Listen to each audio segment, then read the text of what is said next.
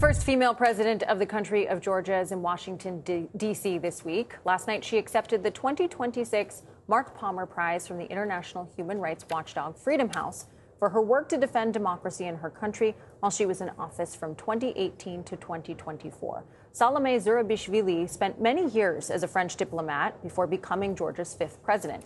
It's a figurehead role, but she used the position to advocate for Georgia to integrate more closely with the West, including to join NATO and the European Union. However, she fell out with Georgia's ruling party over its perceived tilt towards Russia following that country's 2022 invasion of Ukraine.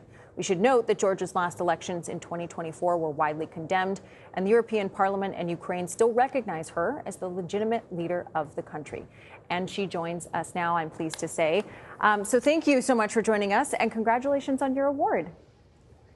Thank you very much. So Thank you, last night, but that award is not only for me, it's for the Georgians that are fighting today to preserve their independence and their choice for their future. So I want to start there, because last night, while accepting that award, you said it takes a long time to construct democracy, but a short time to destroy it. How do you continue to hold on to that fight when there is so much political opposition happening in your country? Well, there is basically a ruling regime that by now has all the instruments of power in their hands.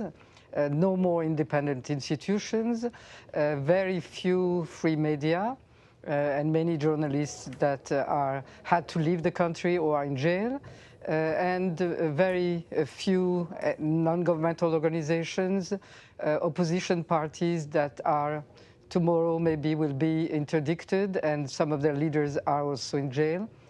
So it's far, far from a democracy when we were, a couple of years ago, the one country that was considered the champion of democracy and the closest to the open doors of the European Union and eventually of NATO. And yesterday we witnessed the first steps of Ukraine and Moldova towards this European integration, and where Georgia should have been. Georgia is not, because of the pressures of Russia and because of the regime that is currently holding its positions in Georgia. Madam President, in your speech, you also said that Russia is testing Georgia. Explain to our audience how. Russia is testing not Georgia. The test is ongoing, but it's testing you, all the others, because Russia has been, over the past 4 years, really losing the war in Ukraine on all grounds. What it had started to do and its objectives, nothing was met. So probably Russia will have to accept a peace deal in Ukraine quite soon. And Russia is testing how it can capture states with different methods that are not military methods, but a hybrid war.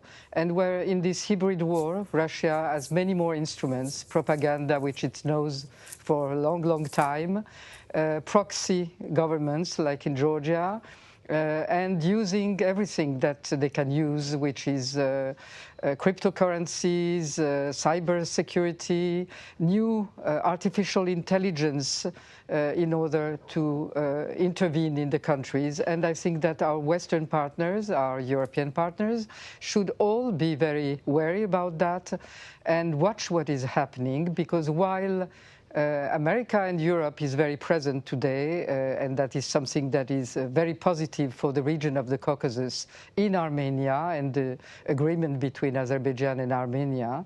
That region will not be stable and will not fulfill all its possibilities for our partners if Georgia is still under the control, direct or indirect, of Russia. Russia does not need military control of this region. It has occupied territories.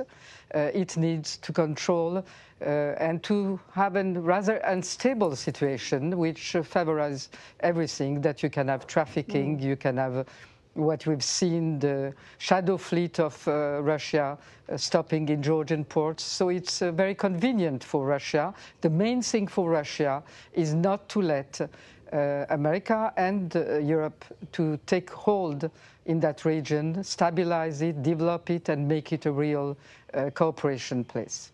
Well, there's so many geopolitical, I guess, chess pieces moving right now, if you will. What is it like living with the tension of the nearby war with Iran, Ukraine, bordering Russia, because all of these different things impact each other?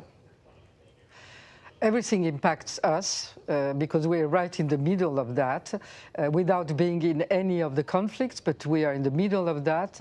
And that means that we are the forgotten hidden war, I would say, because, as I said, it's a hybrid war that is ongoing, but there are so many open crises and wars around this small region that nobody has really the priority turned towards Georgia, while Russia has. Russia is on the same time, in parallel, conducting that military aggression against Ukraine and that hybrid aggression against Georgia. And it has always been testing ground for what it will do next. It has always started with doing it in Georgia. Salameh Zourbashvili, thank you so much for joining us today. We appreciate your time.